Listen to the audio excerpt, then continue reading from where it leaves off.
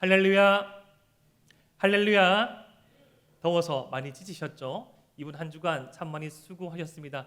오늘 3시, 4시경 우리 대구 온도가 36도랍니다. 익숙한 기온이지만 참 이 현실이, 참 이 기온이 참 우리를 힘들게 한다. 맞지요? 하지만 저는 날마다 기도합니다. 여러분들 생각날 때마다 여러분들 최소한 지체들 일주일 2번씩 이름을 불러가면서 기도하고 있는데, 이 무더운 여름 날씨보다 더 무더운 이 세상의 현실 가운데 꺾이지 아니하고 쓰러지더라도 그 자리에서 주님의 인도하심과 보호하심 가운데 있기를 기도하고 있습니다. 다시금 주님의 은혜 앞에서 일어서고 한 걸음씩 나아갈 수 있는 저와 여러분 되시기를 주님의 이름으로 축복합니다. 여러분, 예전에 무한도전이라는 그런 예능 프로그램 가운데 어떤 한 섬에 관한 이야기를 본 적이 있습니다. 그 섬의 이름은 하시마 섬이었습니다.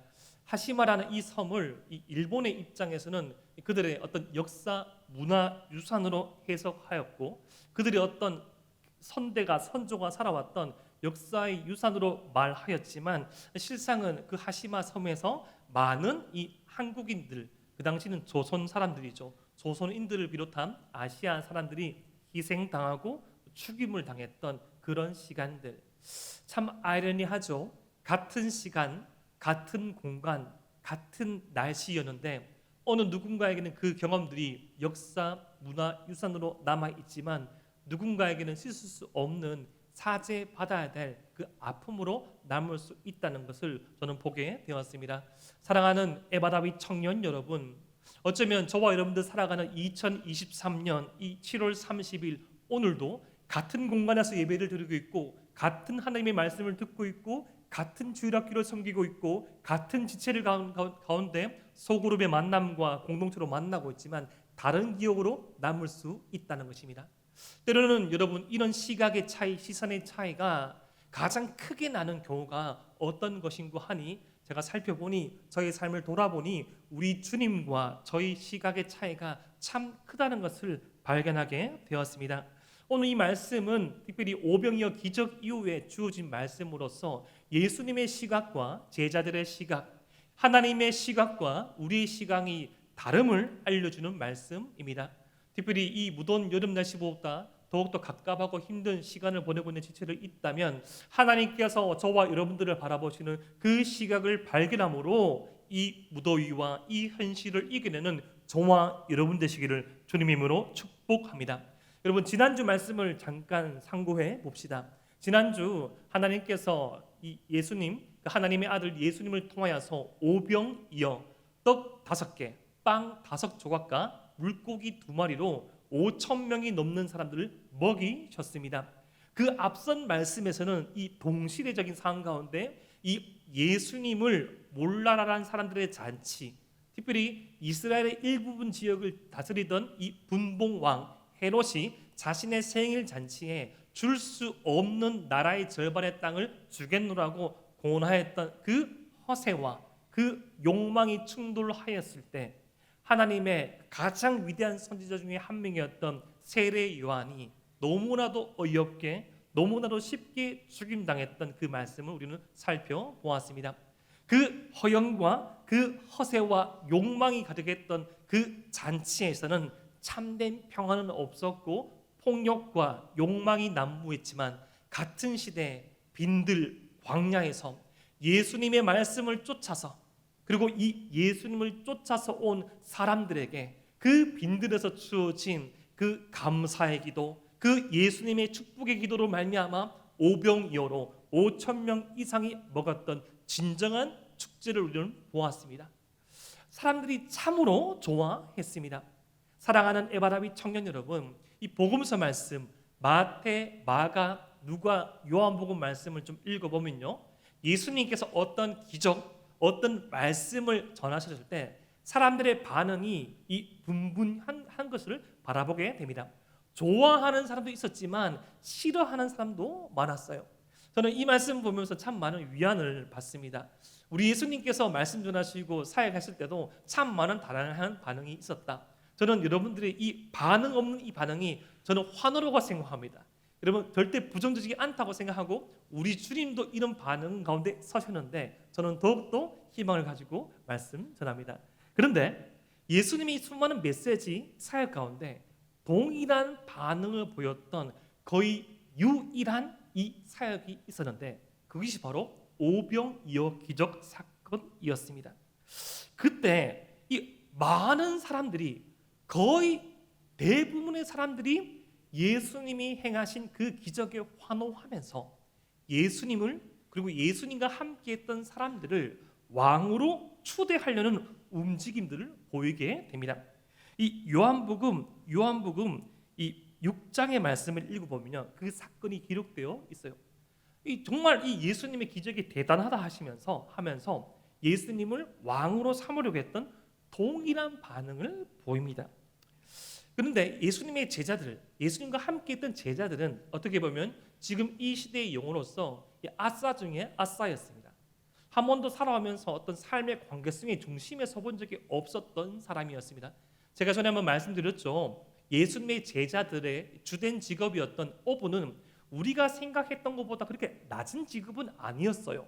왜냐하면 이 물고기만 잡는 그런 어부가 아니라 물고기를 잡고 이 지중해에서 유통까지 담당했던 이 도매업자 사장님들이었거든요. 그런데 아무리 그렇게 해도 당시 이 상업인들에 대한 인식은 지금처럼만큼은 좋지는 않았어요. 그래서 많은 부를 소유할 수도 있었고 능통한 헬라어와 능통한 어떤 시사 경제에 대한 지식을 가지고 있었지만 어부 이상의 삶은 살아가지 못하였던 그런 사람들, 한 중상층 혹은 중상층 이하의 그런 사람들을 주된 이 구성원이 바로 제자들이었습니다. 그러니까 사람들의 어떤 관심, 사람들의 어떤 존대, 사람들의 어떤 배려를 잘 받지 못했던 것이죠.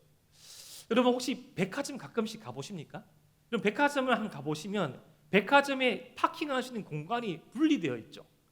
가장 가까운 곳, 가장 빨리 접근하시는 곳은 VVIP가 갑니다. 무슨 약자인지 좀 생각하기 싫어요. 그분들은 너무 가까이 접근성이 되어 있습니다. 근데 이렇게 막 교회 봉고차를 타고 가면 막죠. 어떻게 오셨죠? 대동교에서 신방으로 왔는데요. 가라고 합니다. 4층, 5층으로 가라 하죠. 계속 내려가라 합니다. 저는 내려가서 6층에서 올라오고 일반 평범한 승용차도 마찬가지입니다. MVG로 등록되지 않으면 못 가죠. 제자들은 그런 평범한 사람들이었어요. 근데 평범했던 일상 가운데 눈 뜨고 보니 스타 그런 거예요. 어떠한 조회물이, 어떤 틱톡의 게시물이, 어떤 유튜브의 나의 어떤 동영상이 알고리즘의 간택을 받아가지고 한 번에 4만 뷰, 6만 뷰, 10만 뷰, MK 찍고 MK 뭔지 아시죠? 그런 관심 중에 섰는 거예요. 어떻게 마음이 어떻겠습니까? 너무 좋은 거예요. 여러분 관심받아 싫어한다는 거, 그 사람의 성격이 시아해서 수줍어서 그럴 수 있지만 계속적으로 잘한다 하고 찾고 또 찾으면 자기가 정말 괜찮은 사람인 것처럼 보이고 자기가 정말 중요한 사람처럼 여겨지고 그 관심 싫어하는 사람 아무도 없습니다. 그때 모든 사람들이 예수님의 제자를 찾고 있을 때 그때 예수님의 한 행동이 좀 특별합니다. 우리 마가복음 6장 45절 말씀을 함께 읽어봅시다. 시작. 예수께서 즉시 제자들을 재촉하사 자기가 무리를 보내는 동안에 배 타고 앞서 건너편 벳세다로 가게 하시고 아멘. 요한복음 6장 말씀을 읽어보니 예수님을 왕으로 추대하려는 움직임이 생겨가지고 모든 사람이 예수님과 제자들을 찾고 있는데 예수님께서 제자들을 즉시 재촉하사 사람들한테 분리를 시켜주셔가지고 배를 태워가지고 건너편으로 보냈다는 거예요. 되게 좀 특별한 행동이죠. 모든 사람이 예수님을 찾고 있어요. 모든 사람이 예수님의 제자들을 찾고 있어요. 여러분 예수님의 제자들은 앞선 본문에서는 이미 전도여행을 갔다 왔죠. 예수님께 권능을 받아서 전도여행을 가서 말씀을 전하니까 사람들이 반응하는 거예요. 여러분 말씀을 전하니까 하하호호 웃고 울고 주여 하면서 너무 존대하고 진짜 예수님의 말씀에 의거하여서 병든 자의 머리에 안수를 했더니 다 낫는 거예요. 저는 사람이 걷는 거예요. 보지 못한 사람이 보는 거예요. 능력이 일어났어요. 예수님께 받은 그 능력이 흘러갔어요. 그랬던 제자들이 사람들과 분리되고 있는 것이죠. 또다시 지겨운 노를 젓게 되었습니다. 너무 특별한데 너무 좋은 경험이었는데 정말 돌아가기 싫은 그 일상으로 돌아가라 말씀하신 거예요. 제자들의 대부분은 어부였습니다. 그 젖던 노. 여러분 그런 데 없습니까?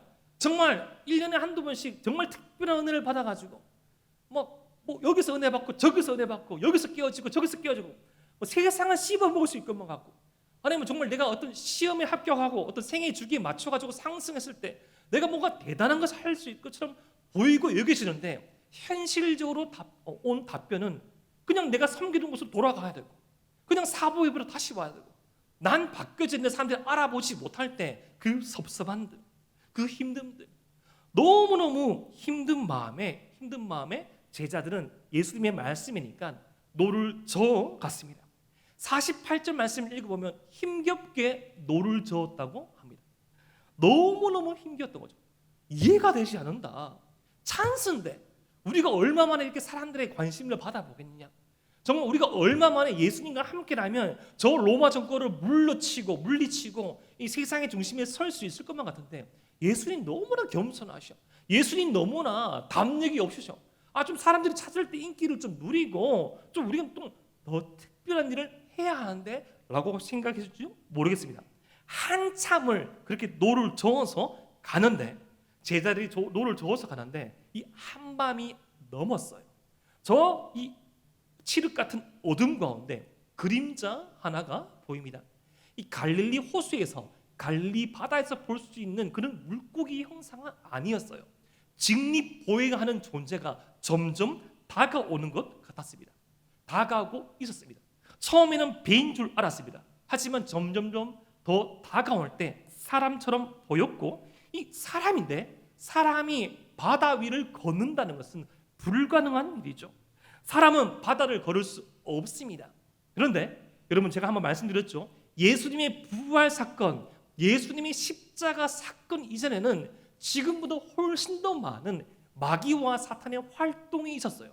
그러니까 이상하리만큼 예수님께서, 예수님의 제자들이 이 축기 사역, 이 귀신을 쫓아내는 사역들을 참 많이 했습니다. 어쩌면 오늘 말씀은 어떻게 보면 장르로 치면 호러물일 수 있습니다. 제자들 입장에서. 여러분 귀신의 존재 본 적 있습니까? 저는 귀신의 존재를 대면한 적이 있습니다. 여러분 귀신은 정말 살아있습니다. 죽어 있는 조상이 떠도는 것이 아니라 구천에 떠난다, 그런 귀신은 없습니다. 하나님의 반대편에 있는 이 마귀와 사탄 지금도 실존합니다. 근데 예수님의 십자가 사건 이전에는 더 빈번했던 거죠. 제가 몇 번이나 말씀드렸죠. 예수님 시대의 그 시대의 유골을 파면 그 유골 가운데 3분의 2가 머리에 빵꾸가 나가 있다고. 왜냐하면 너무나 귀신 들린 사람이 많아가지고, 이 탈무드 비법이나 유배 랍비 전승에 하면 사람 머리에 귀신이 들어가가지고 머리에 구멍을 내면 이 피가 나갈 때 동시에 귀신이 빠져나간다는 그런 말도들이라는 것을 믿었거든요.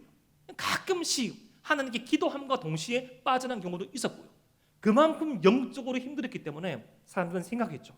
이렇도록 우리를 힘들게 하던 귀신이 걸어오고 있구나.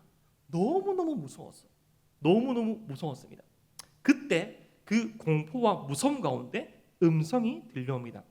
우리 마가복음 6장 50절 말씀을 함께 읽어봅시다. 시작. 그들이 다 예수를 보고 놀람이라. 이에 예수께서 곧 그들에게 말씀하여 이르시되 안심하라, 내니 두려워하지 말라 하시고. 유령이 아니라 예수님이셨습니다. 예수님인데 더 놀랐습니다. 얼마나 놀랐는지 이 놀란 제자들의 마음을 마치 바람에 요동치는 물처럼 표현하고 있습니다. 그런데 더 무서운 일이 일어났어요. 예수님께서 이 배에 타시니까 바람이 그쳤습니다. 더 놀랐어요. 마가복음 6장 51절 말씀을 제가 읽어드릴게요. 배에 올라 그들에게 가시니 바람이 그치는지라 제자들이 마음에 심히 놀라니. 앞서서는 놀람이었는데 예수님께서 배에 타셔가지고 이 폭풍이 잠잠해지니까 더 놀라는 거예요. 더 놀라는 거예요. 여러분 처음에 이 태풍 가운데 노를 젓고 가다가 너무 힘겨웠어요. 힘겨우는데 저 멀리서부터 사람은 절대 물 위를 걸어올 수 없는데 직립보행을 하고 오는 그 존재가 참 무서웠는데, 그 존재가 예수님인 줄 인식했어요. 인식하고 난 다음에 배에 탔는데 그 태풍이, 그 물결이 잠잠해졌습니다. 그럼 여러분 상식적으로 우리 감정의 흐름에 따르면 무서워져야 됩니까? 안심해야 됩니까? 어려운 질문입니까? 홍거야, 무서워져야 되니 안심해야 되니? 그렇지, 안심해야 되지. 저는 회장의 위력이네. 안심해야 됩니다. 그게 상식이잖아요. 너무 왜냐하면 두 가지로 무서워할 수 있잖아요. 첫 번째, 바람이 너무 심해가지고 우리가 물에 빠져 죽는 줄 알았어요. 두 번째, 누군지 모르는 존재가 바다 위를 사람은 걸을 수 없는데 유령인 줄 알았는데 유령이 아니고 예수님이셨어요. 그러면 파도도 잔잔해지고 누구인지도 알았으면 안심해야죠. 왜 안심하지 못하고 더 놀라고 더 두려워합니까? 그것에 대해서 이 마가복음의 저자 마가는 이렇게 해석합니다. 우리 마가복음 6장 52절 말씀을 큰 목소리로 함께 한번 읽어봅시다. 시작. 이는 그들이 그 떡 떼시던 일을 깨닫지 못하고 도리어 그 마음이 둔하여졌음이로라. 아멘. 여러분, 이 둔하여지다는 이 표현은 석회화되다는 표현입니다. 이 히포크라테스가 쓴 의학 용어인데 석회질로 변하다. 그러니까 막 석회질이 끼면 여러분 관절을 움직일 때 막 아주 아픕니다. 목이 굳어지면 못 돌립니다. 여러분 너무 스트레스를 받으면 안면 와사가 와요. 와사가 오면 한쪽 근육이 마비되면 입꼬리가 한쪽만 올라갑니다. 여러분 그렇게 굳어짐이 제자들의 마음속에 생겨났다는 거죠. 근데 왜?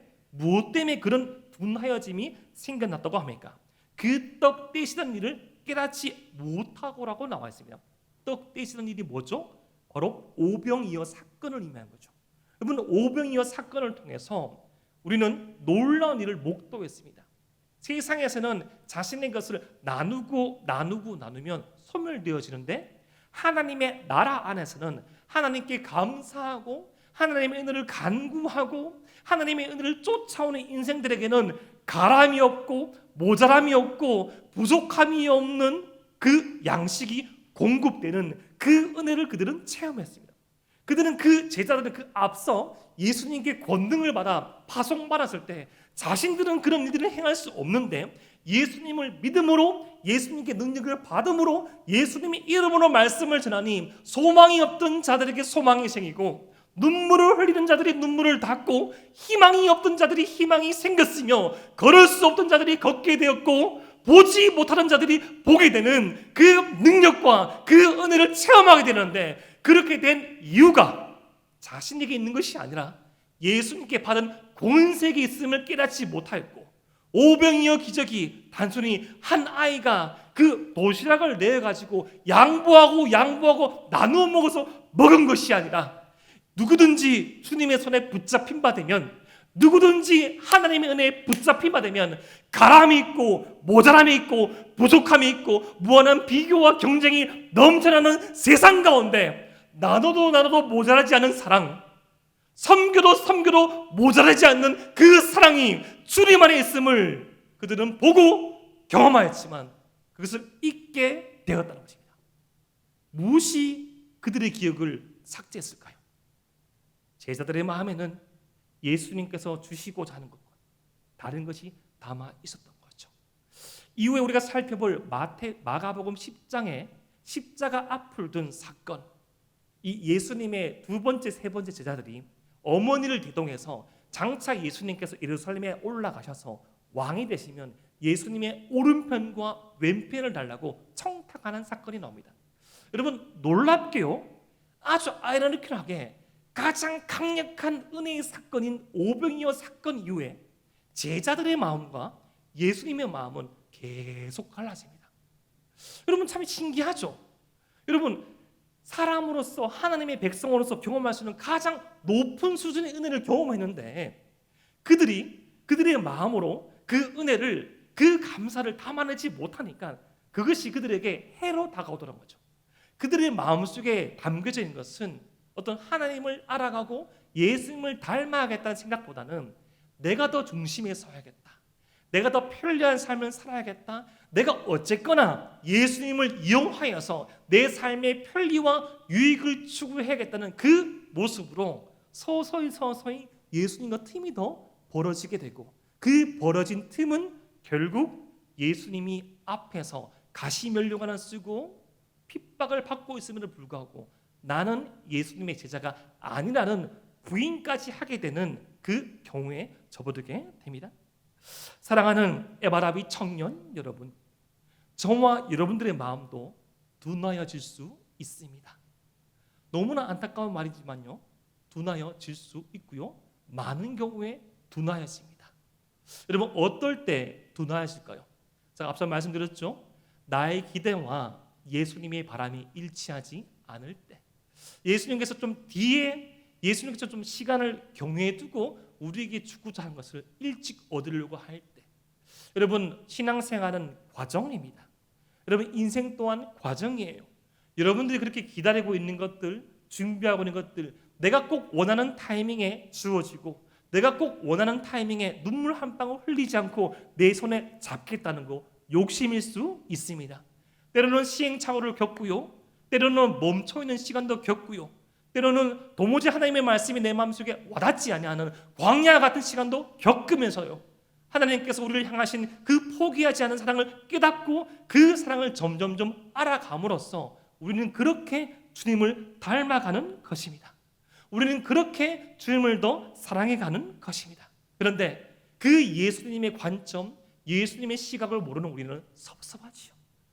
왜 주님 이때 왜 주님 등장하지 않습니까? 왜 주님 그때 주지 않습니까? 예수님의 시각을 모르는 우리는 그렇게 생각할 수 있습니다. 오늘 말씀을 두 번째 관점, 이제 제자들의 관점에서 예수님의 시각에서 한번 살펴보겠습니다.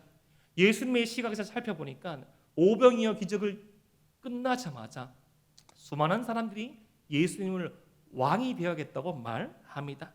그런데 예수님은 저들의 속마음을 압니다. 우리의 머리카락 한 올도 세심받으신 그 주님께서는 사람의 마음의 중심을 다 살피십니다. 그 사건을 다룬 요한복음 6장 26절에서는 예수님께서 이렇게 말씀하십니다. 우리 요한복음 6장 26절 말씀을 함께 읽어보겠습니다. 시작. 예수께서 대답하여 이르시되 내가 진실로 진실로 너에게 이르노니 너희가 나를 찾는 것은 표적을 본 까닭이 아니요 떡을 먹고 배부른 까닭이로다. 아멘. 표적, 예수님을 하나님의 아들로 알게 하는 기적을 깨달아서가 아니라 그들의 배가 불렀기 때문에 나를 왕으로 삼으려 하는 것이다. 여러분, 예수님 이전의 시대에도 자칭 예수라 칭하였던 사람들이 몇 명 있었습니다. 그들은 참 훌륭한 설교를 하였고요, 카리스마를 소유하였고요, 리더십이 있었습니다. 하지만 그들이 인간임이 판명났을 때, 그들의 자칭 메시아가 그 백성들의 요구에 부합되지 않았을 때 백성들이 그들을 죽였고 로마의 제국이 그들을 죽였습니다. 예수님을 알고 계신 것이죠.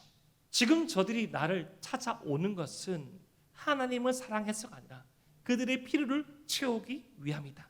이런 인기에 함몰돼서는 안 되는 것을 아시고 마가복음 6장 46절에 판단을 하신 것이죠. 무리를 작별하신 후에 기도하러 산으로 가시니라. 예수님께서 기도하십니다. 여러분, 마가복음 말씀을 자세히 한번 읽어보면요, 예수님께서 한 3번 정도 기도하십니다. 근데 공통점이 있어요. 많은 사람들이 예수님을 찾고 있을 때, 그리고 밤중에, 그리고 예수님의 사명을 다시금 확인하려 하실 때 기도하러 가십니다. 몇몇 어떤 목사님이나 교회에서는 이런 말씀을 구조를 근거로 하여서 새벽 기도를 만드는데, 새벽 기도 참 좋은 전통이죠. 근데 새벽 기도의 근거가 되는 말씀은 아닙니다. 예수님은 마가복음에서 딱 3번 기도하십니다. 3번만 기도한 게 아니라 기도가 언제 필요한 것을 보여주신 것이죠. 많은 사람들이 나를 찾고 있을 때, 그리고 하나님께서 주신 사명을 다시금 확인할 필요가 있을 때, 그리고 밤중에, 여러분, 밤이 어떤 시간입니까? 그 누구도 나를 찾지 않은 시간, 그 누구에게도 나의 진짜 모습을 보여주지 않고 나만 나의 모습을 보일 수 있는 그 시간에 우리 주님은 기도하셨습니다. 하나님의 아들임에도 불구하고, 충분한 능력과 영성을 소유함에도 불구하고 자신의 사명을 확인하고자 저 사람들의 관심 밖에서 자신의 인기, 자신의 어떤 관심이 아닌 하나님의 사랑에 의존한 인생을 살아가기 위하여서 그 수단으로 기도하셨다는 것이죠. 나 기도 많이 하는 사람이야? 나 하루에 몇 시간씩 기도하는 사람이야? 라가 아니라 기도는, 우리 사랑하는 기도 청년들에게 기도는 우리의 정체성을 확인하는 시간이고, 내 인생이 외롭고 힘들고 괴로울 때 하나님의 사랑을 확인할 수 있는 시간이고, 하나님의 음성을 듣고 그 음성으로 내게 주신 이 사명을 다시금 확인하고 갈 수 있는 시간이기에 우리는 기도해야 합니다. 여러분, 하루에 일어나셨을 때 의식이 깨어나면 기도하십시오. 통성이 아니더라도 기도하십시오. 주님, 오늘 하루도 주님께 맡겨드립니다. 내 삶을 인도하여 주시옵소서. 여러분, 하루를 마무리할 때 기도하십시오. 주님께서 내게 베풀으신 은혜를 생각하며 감사기도 하십시오. 내 손에 없는 거, 내 마음속에 없는 거, 내가 누리지 못하는 것으로 가슴 아파하지 마시고 내게 이미 주신 이 사랑과 은혜 앞에 기도하십시오. 그러면 그 기도가 쌓이고 쌓이면 삶의 방향이 다르고 질이 달라지게 됩니다. 예수님은 이때 기도하셨습니다. 그런데 한참을 기도하고 있을 때 기도하시는 예수님의 눈에 어떤 이들이 보였습니다. 마가복음 6장 48절 말씀입니다. 바람이 거스므로 제자들이 힘겹게 노젓는 것을 보시고, 예수님께서 기도하고 있을 때 힘겹게 노를 젓고 가는 제자들이 보였습니다. 여러분, 사람들의 속마음을 아시는 예수님께서 제자들의 속마음도 몰랐겠습니까? 그 인기를 누리려고 하고 예수님을 이용하여서 좀 신분의 상승을 꿈꾸는 제자들의 속마음을 몰랐을까요? 예수님은 아셨습니다. 하지만 성장의 가진 가운데 있기에, 시행착오를 겪을 수 있기에, 예수님은 그들을 사랑하기에 사랑하는 예수님의 눈에는 제자들이 보였던 것입니다. 제가 여러분들한테 말씀드린 적 한 번도 없는데, 저는 여러분들을 종종 캠퍼스에서, 시내에서 여러분들이 상상할 수 없는 시간에 많이 봤습니다. 많이 봤어요. 여러분들이 저에게 보여주고 싫은 그 모습까지도 제가 본 적이 있습니다. 우리 공동체 이야기를 할 수 없으니 제가 전에 공동체 이야기를 해드릴게요. 요지는 이겁니다. 사랑하면 보입니다. 제가 3번 정도 전에 청년부를 공동체를 섬길 때 3번 정도 술에 취해 비틀거리는 그 청년을 제가 택시 잡아 보내준 적이 있습니다. 기억을 못 하더라고요. 기억 못 하지. 고주망태가 되었는데. 사랑하면 보입니다. 여러분, 보모초등학교 저희 아이가 다니고 있는데, 저희 첫째 아이가 나올 때 부모는 그 아이가 다 보입니다. 딱 보입니다. 관심 있고 아끼는 성도를 다 보입니다. 다 보입니다. 여러분, 연약하고 여러분 보시기에 볼품없고 형편없는 하목사의 눈에도 보이는데 예수님의 눈에는요, 말할 필요가 없죠. 우리 주님께서 초월적으로 기도만 하시고 능력만 강구했다. 그 기도 가운데 예수님의 눈에 힘겹게 노를 젓는 제자들이 보였습니다. 기도하시는 예수님께서 어떻게 하셨습니까? 밤 사경쯤 한참인 이 새벽의 밤중의 시간에 바다 위로 걸어서 제자들에게 찾아오셨습니다. 같은 사건을 기록한 병행본문 말씀을 읽어보니까 10여리를 걸어오셨습니다. 4km. 여러분, 중국 영화처럼 예수님 이 바다 위를 막 달려온 거 아닙니다. 걸어오셨습니다. 예수님 뭐 하시면서 걸어오셨겠어요? 저는 기도하시면서 왔다고 생각합니다. 찬양하며 왔다고 생각합니다. 욕하며 오신 건 아시겠죠? 말하자. 아이고, 저래 쌍욕을 하고 저래 내 욕을 하고 또 욕을 한다. 여러분, 사랑하면 보이는 것만 아니고 들리기도 합니다. 가끔씩 가끔 공간에 있는지 모르고 제 이야기를 하는 경우도 가끔씩 많이 듣습니다. 있죠. 빨리 있습니다. 화장실에서, 같은 공간에서. 목사님 있잖아. 말하면 다 들려요. 있습니다. 빨리 지워져 버려요. 맨인 블랙처럼 지워버려요. 예수님 다 들으십니다. 하지만 관심을 갖고 걸어오셨습니다. 드디어 제자들이 타고 있는 배 앞에 왔습니다. 하나님의 아들의 능력을 이미 보여줬음에도 불구하고 자신을 못 알아보는 자신을, 예수님을 유령이라고 소리칩니다. 잔뜩 겁에 실려있는 믿음 없는 제자들에게, 물처럼 흔들리는 마음을 소유한 제자들에게 예수님께서 이렇게 말씀하시죠. 마가복음 6장 50절 말씀을 함께 읽어봅시다. 시작. 그들이 다 예수를 보고 놀람이라. 이에 예수께서 곧 그들에게 말씀하여 이르시되 안심하라, 내니 두려워하지 말라 하시고. 아멘. 막 놀래가지고 와 하고 소리 지르면서 귀신이야, 귀신이야, 사탄아 물러가라 이렇게 말했을지 모르겠습니다. 우리에겐 권능이 있어, 우리는 예수님의 제자야, 물러가라, 사탄아 물러가라 이렇게 말했을지도 모르겠습니다. 왜냐하면 예수님께 권능을 받아서 그 전에 전도행에서 죽기 사역을 했으니까. 근데 딱 보니까 예수님인 거예요. 그런데 예수님께서 예수님 자신을 소개하는 그 표현이 독특합니다. 내니, it is I라는 표현인데 이게 헬라 원문으로 보면 이 I am I, 하나님께서 하나님 자신을 표현하는 독특한 표현입니다. 이것은 이 출애굽기 말씀을 보면 이 40년의 시간을 유리방황하던 모세가 떨기나무 가운데, 타지 않는 불타는 떨기나무 가운데 하나님을 만났을 때 하나님께서 나는 여호와라, 스스로 존재하는 여호와라 말했을 때 그 표현과 똑같은 표현입니다. 그러니까 지금 예수님께서는 처음으로 제자들에게 자신의 정체를 드러내는 것입니다. 막 제자들의 마음이 속상해져 있고 우리가 정말 빨리 더 유명해져야 되고 우리가 빨리 지금 인기의 정점에 가야 되는데 그때 너무나 속상해 힘겹게 노를 침몰에 가던 배를 주님께서 붙잡으시고 세워주셨을 때 자신의 정체를 하나님의 아들로 처음 소개해 주십니다. 사랑하는 에바라비 청년 여러분, 때로는 우리의 삶 가운데 인생의 폭풍 속에서 하나님의 은혜가 더욱더 선명해질 때가 있습니다. 여러분, 우리는 그런 상황 없습니까?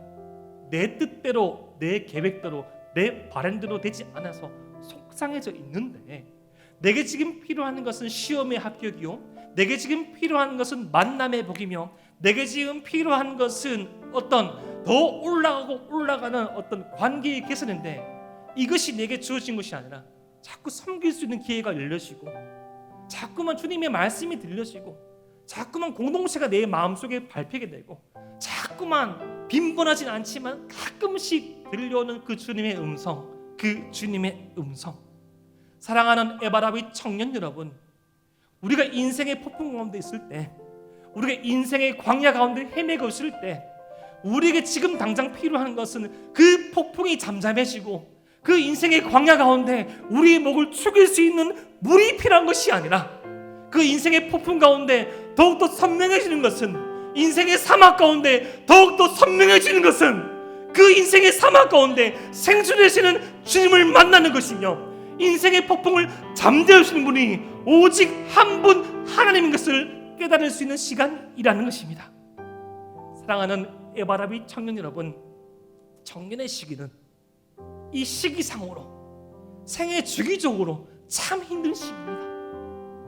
한치 앞을 모르는 시기, 자신의 마음을 얻지 모르는 시기, 자신의 행보를 예측할 수 없는 시기, 내가 이토록 애를 쓰고 정말 이제는 부모님 앞에 따뜻한 아들로 서고 싶고 이제는 부모님 앞에 따뜻한 딸로 속이고 싶은데 좀처럼 해결되지 않는 내 안의 내면의 문제들, 그 끝을 볼 수 없는 건강의 이슈들, 그리고 시간이 갈수록 더욱더 굳어지는 주님을 향한 마음.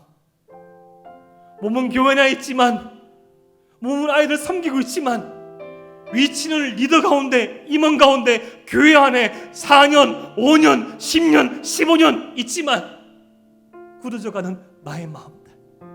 여러분, 우리의 마음을 점검해 보셔야 됩니다. 여러분, 주님께서도 여러분들이 원하는 거, 여러분들이 바라는 거 주기 원하십니다. 그런데 그 타이밍이 다를 수 있어요. 여러분, 철없는 저희 첫째, 둘째 아들 하고 싶은 거 정말 많습니다. 가끔씩 너무나 철이 없게 제가 운전을 하여서 다른 목적지로 갈 때 지가 운전하겠다 말합니다. 어떻게 운전합니까?